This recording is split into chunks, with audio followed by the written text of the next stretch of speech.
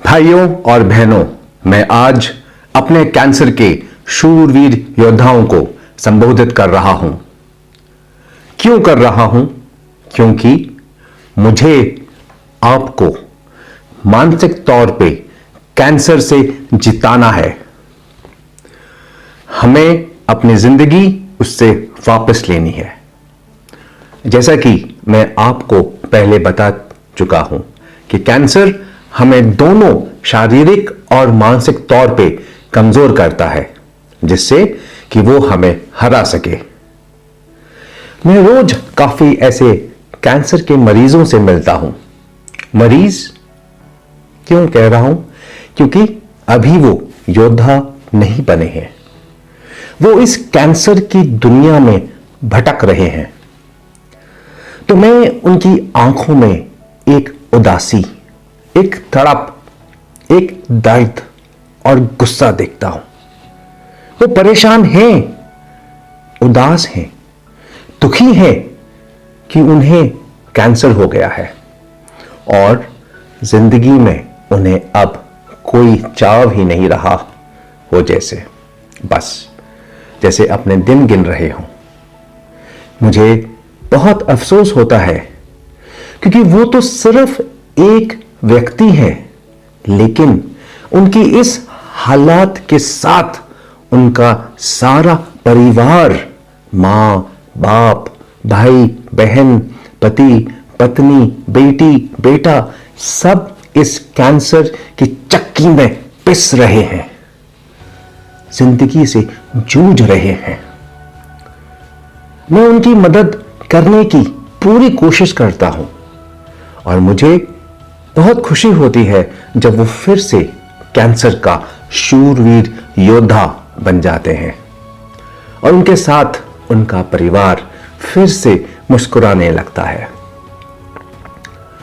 मुझे ये परेशान करने वाला ख्याल बहुत बार आता है कि भारत में कितने ऐसे कैंसर के मरीज हैं जो इस कैंसर की लड़ाई में अपने हथियार डाल चुके हैं या परेशान होके उम्मीद छोड़ने वाले हैं।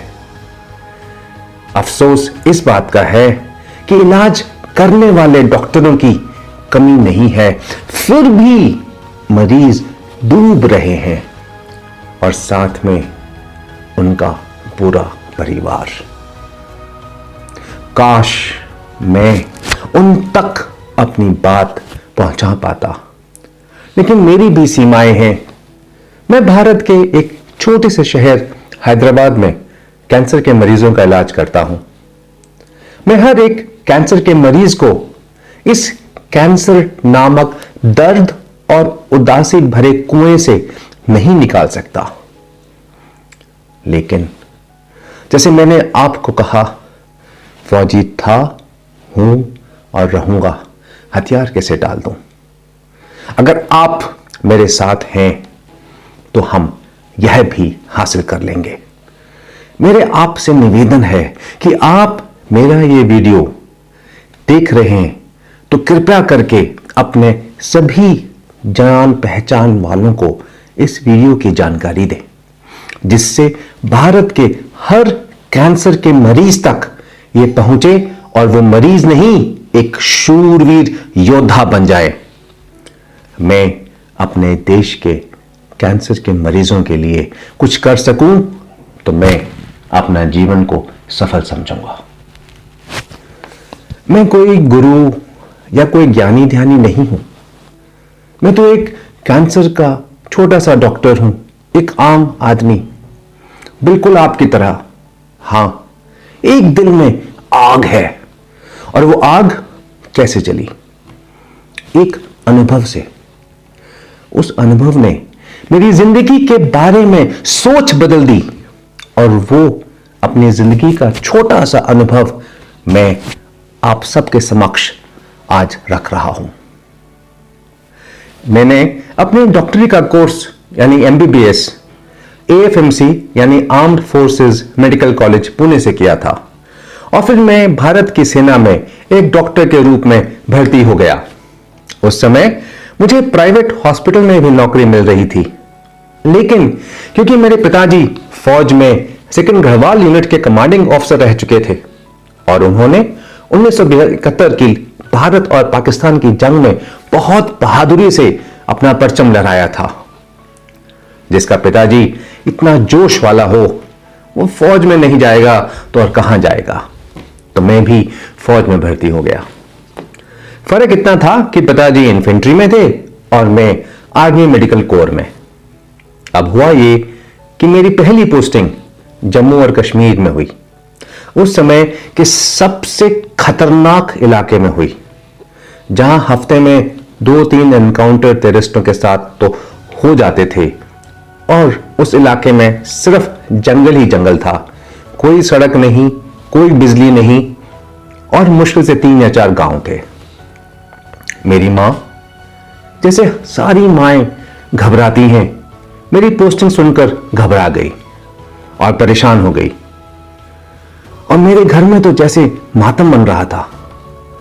उनकी यह हालत देखकर तो मुझे भी थोड़ा सा डर लगा, लेकिन मेरे पिताजी को कोई फर्क ही नहीं पड़ा और वो अपनी ही धुन में बोले, शाबाश, लड़का सही जगह जा रहा है, कुछ नाम कमा के आएगा।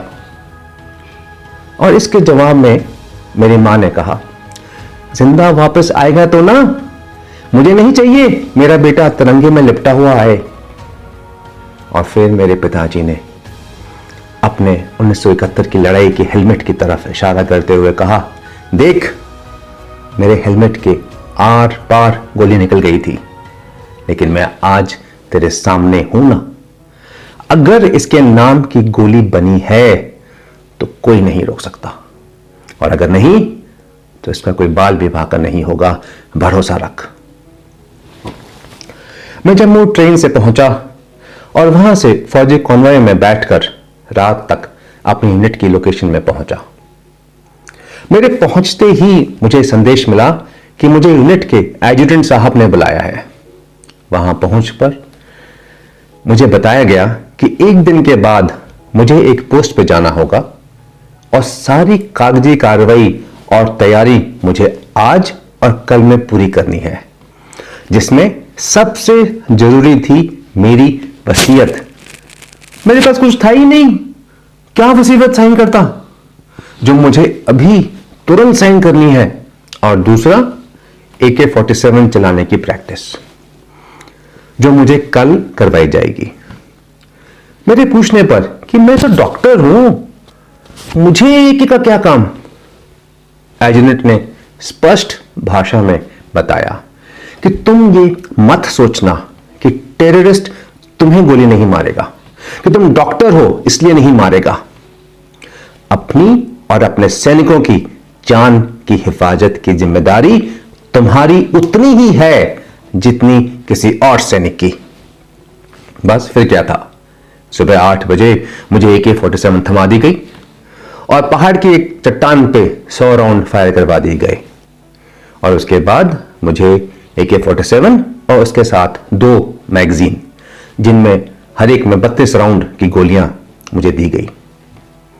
फिर मेरी ब्रीफिंग हुई, जिसमें मुझे बताया गया कि 8 घंटे का पैदल सफर पहाड़ में चलना होगा और हमें दिन दिन में सफर पूरा करना होगा, इसलिए सुबह 6 बजे निकलना होगा। 8 घंटे का पहाड़ में पैदल सफर, ये सोचते हुए मैंने अपने वॉकमैन की एक्स्ट्रा बैटरी मंगवा ली और मैंने उसमें समय की एक काफी हिट म्यूजिक एल्बम थी, उसी समय लॉन्च हुई थी, made in India, Alisha Chinai ने गाया था, उसमें अपने वॉकमैन में सेट कर ली, ये सोच के कि शायद पहाड़ में चढ़ने में इससे थोड़ी राहत मिलेगी। अपने नए नए काले चश्मे जो मैंने अपनी पहली वेतन से लिए थे, पहली तनख्वाह से लिए थे, लगाकर वॉकमैन को अपने कॉम्बैट ड्रेस की ऊपर की जेब में डालकर, अपने AK-47 कंधे पे क्रॉस लटकाकर, अपने ईयरफोन लगाकर गाने सुनते हुए मैं अपनी फौजी टॉली के साथ चल दिया। पहले 2 घंटे तो बस चढ़ाई ही चढ़ाई थी। ऐसा लग रहा था कि पहाड़ पता नहीं कितना ऊंचा हो गया है। मेरे सांस फूल रही थी, मेरी टांगें दर्द करने लग गई थी और वो AK-47 की स्लिंग मेरे कंधे को काट चुकी थी। मेड इन इंडिया गाना मैं 2 बार सुन चुका था। सिर्फ अगर कुछ अच्छा लग रहा था तो वो था मेरे फौजियों का जोश। अब लग ही रहा था कि कमर टूट ही जाएगी कि हम पहाड़ के ऊपर पहुंच गए और अब आगे का रास्ता घाटी की ओर ढलान से शुरू हो गया था। मैंने चैन की सांस ली और नीचे की ओर चलते हुए रास्ते पर चल दिया। अभी लगभग 10 मिनट ही होंगी कि मुझे पीछे से एक बहुत जोर का धक्का लगा। इतना जोर का धक्का लगा कि मैं मुंह के बल रास्ते पे गिर गया और अपने मुंह को बचाने के लिए मैंने अपने हाथ अपने मुंह के आगे लगा लिए। मेरी घड़ी, मेरे चश्मे दोनों झटके के कारण टूट गए। मैंने गुस्से से पीछे मुड़कर अपने बडी की तरफ देखा। इससे पहले कि मैं पूछता कि उसने मुझे इतना जोर से धक्का क्यों दिया, इस दौरान मेरे कान में जो ईयरफोन्स थे वो निकल गए और मुझे गोलियों की चलने की आवाज सुनाई। गोलियां सब तरफ से आ रही थी और मेरे 10 से 15 मीटर आगे रास्ते पे मुझे धूल भी उठती दिखी। हमारी फौजी टोली पे आतंकवादियों ने हमला कर दिया था। मैं अपने आगे और पीछे मैंने देखा मेरे साथी, मेरे सारे फौजी साथी, उन्होंने अपनी अपनी पोजीशन ले ली थी और वो आतंकवादियों पे गोलियां दाग रहे थे। वो तो पक्के फौजी सैनिक थे जो पूरी ट्रेनिंग लेकर आए थे। मैं और मेरा बडी, हम उस पतले से पहाड़ी रास्ते के बीच में फंसे हुए थे। आगे भी गोली और पीछे भी गोली। मेरे तो जैसे दिमाग ही सुन्न हो गया था। मेरे हाथ पांव फूल गए थे। मुझे कुछ समझ नहीं आ रहा था कि मैं क्या करूं। मैं तो एक डॉक्टर हूं। बस यही बात मेरे दिमाग में लगातार आ रही थी। पता नहीं कैसे मैंने अपने AK-47 कॉक की और बस पूरे के पूरे 32 राउंड दाग दिए पहाड़ की तरफ। अब मैं ट्रिगर दबा रहा था लेकिन मेरी गोलियां खत्म हो चुकी थी और चारों तरफ से गोलियों की आवाज गूंज रही थी। कभी मेरे आगे तो कभी मेरे पीछे धूल उठ रही थी। मुझे लगा बस अब किसी भी मिनट एक गोली आके मेरे शरीर के आर पार निकल जाएगी। मैं मरना नहीं चाहता था। मैंने तो अभी दुनिया देखी भी नहीं थी। इतनी मेहनत करके मेडिकल कॉलेज में मैंने दाखला मिला था, फिर 5 साल कड़ी मेहनत करके MBBS पास की थी। किस लिए? मुझे गुस्सा आ रहा था और साथ में बेबस महसूस कर रहा था। क्यों? मैं ही क्यों? मेरी आकांक्षाएं, मेरी अभिलाषाएं सब मेरे आंखों के सामने बिखर रही थी और मैं कुछ भी नहीं कर पा रहा था। मेरी छोटी सी जिंदगी एक फिल्म के रोल की तरह मेरी आंखों के सामने घूम रही थी और मुझे दिख रहा था कि मेरी मां मेरे तिरंगे पे से लिपटे हुए पार्थिव शरीर पे रो रही है। क्यों मेरे साथ ही क्यों? मैंने किसका क्या बिगाड़ा? भगवान ऐसा मेरे साथ क्यों? थोड़ा समय लगा मुझे अपने आप को संभालने में। अगर मरना ही है तो मार के मरूंगा। फौजी का बेटा हूं, फौजी हूं। मरूंगा तो एक बहादुर की मौत मरूंगा। जब आदमी बिल्कुल कोने में फंस जाता है ना, तब मारने और मर मिटने का ख्याल दिमाग में आता है। अपने आप को संगठित कर मैंने अपनी दूसरी मैगजीन AK में लगाई और अपने बडी के साथ सबसे नजदीक वाले पत्थर के पास पहुंचा और पोजीशन ली और बड़े एहतमाम से अगले 32 राउंड गोली के दागे। मरना है तो मार के मरूंगा। 10 से 15 मिनट और गोलियां चली और फिर एकदम सन्नाटा। आतंकवादी गोली चलाकर भाग गए थे। मेरी जिंदगी के वो 40-50 मिनट सबसे लंबे थे जो मैं आज तक नहीं भूला।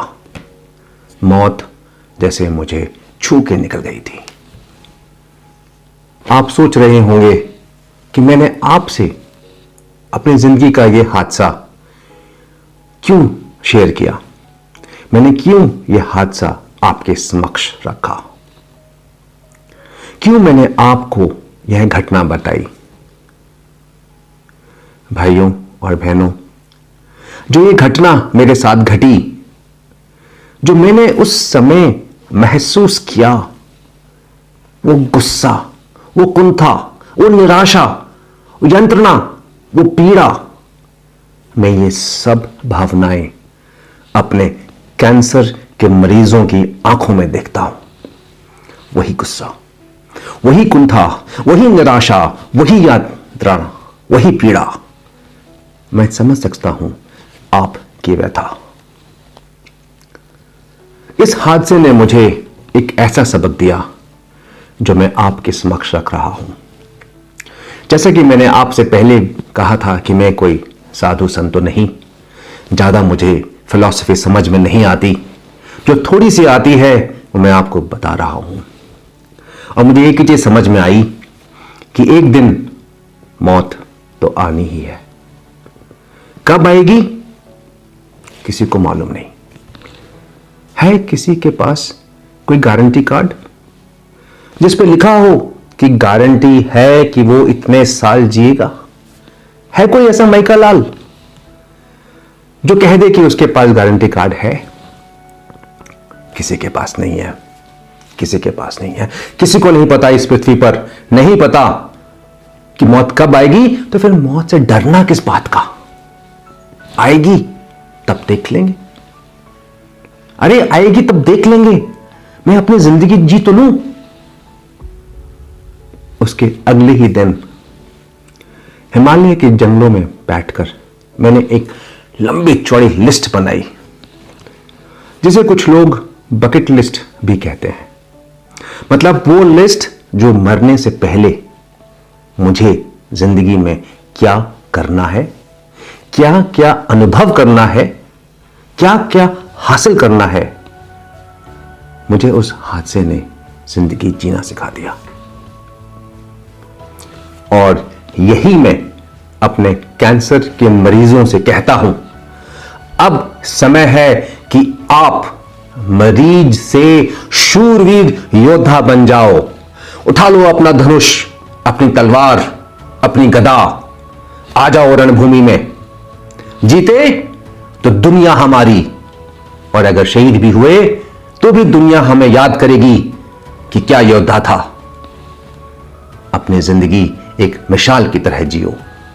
और है ना, हम सब, आपका परिवार, आपके दोस्त और मैं, हम सब आपके साथ मिलकर युद्ध करेंगे, जीत हमारी होगी। आप भी भाइयों और बहनों एक लिस्ट बनाओ, अपनी लिस्ट बनाओ, क्यों नहीं? यही तो समय है। जीतना हो सकेगा, जितना हो सकेगा करेंगे। क्या क्या आप अनुभव करना चाहते हैं, क्या हासिल करना चाहते हैं? इतना कुछ है अभी जिंदगी में करने के लिए। भाइयों और बहनों, हमें जिंदगी जीनी है पूरे जोश और खुशी के साथ। मुझे मालूम है यह कहना आसान है और करना बहुत मुश्किल, लेकिन कोशिश करने में हर्ज क्या है? रोजाना थोड़ा सा ज्यादा मुस्कुरा दिए, थोड़ा सा हंस लिए, धीरे धीरे हम कैंसर से विजय पाएंगे। रोजाना कुछ ना कुछ हासिल करेंगे।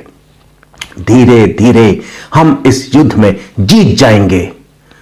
जब जीने की तमन्ना होगी, कुछ हासिल करने की इच्छा होगी, मुकाम कोई भी छोटा नहीं होता, बस होना चाहिए। आप देखना, अपनी लिस्ट बनाओ और धीरे धीरे उनको हासिल करो। जुट जाओ। हमें कैंसर से डरना नहीं है, कैंसर को हमसे डर लगना चाहिए कि किससे उसका पाला पड़ा। मैं जब अपने कैंसर के मरीजों का इलाज करता हूं तो मुझसे पूछते हैं कि डॉक्टर साहब, हमें बताएं कि हम क्या करें। जिसे हम कैंसर को हरा सकें, तो मैं उन्हें यही बात समझाता हूं। दवा मैं दूंगा, लेकिन किसी भी दवाई का असर सबसे अच्छा तभी होगा जब आप कैंसर के खिलाफ हथियार उठा लेंगे, अपने अंदर के अर्जुन को जगा लेंगे और एक शूरवीर योद्धा बन जाएंगे। आप अपना फर्ज अदा करो और मैं अपना, फिर जीत हमारी होगी। मैं आपको एक छोटा सा कार्य दे रहा हूं। सुबह उठते वक्त और रात को सोने से पहले दिन में 2 बार आपको ये पंक्तियां पूरे दिल से 3 बार दोहरानी है। मैं जिंदगी में बहुत कुछ हासिल किया है और अब मैं दिल और जान से कैंसर से लड़ूंगा और जीत के दिखाऊंगा। मैंने जिंदगी में बहुत कुछ हासिल किया है और अब मैं दिल और जान से कैंसर से लड़ूंगा और जीत के दिखाऊंगा।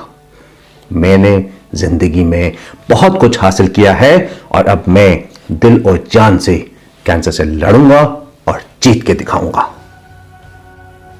इससे पहले कि मैं आज के लिए आपको नमस्कार कहूं, एक आखिरी ख्याल। मैंने तो सिर्फ कुछ मिनटों के लिए मौत को इतने करीब से देखा था, लेकिन आप कैंसर के शूरवीर योद्धाओं, आप तो इस चुनौती को रोज आना झेलते हो, सुबह शाम दोपहर, फिर भी मुस्कुराते रहते हो। कैसे? आपको कैसे आप कैसे ये सब झेल लेते हो? फिर भी आपके माथे पे कोई शिकन नहीं। धन्य हैं आप। मैं हर एक कैंसर के लड़ने वाले मानव को अलौकिक मानता हूं। मेरे भाइयों और बहनों, जब अगली बार आप अपने आप को शीशे में देखो, तो इस अलौकिक प्राणी को जो आपके सामने शीशे में आपको दिख रहा है, जरा सा मुस्कुरा देना और नमन करना इस कैंसर के शूरवीर योद्धा का। जय हिंद।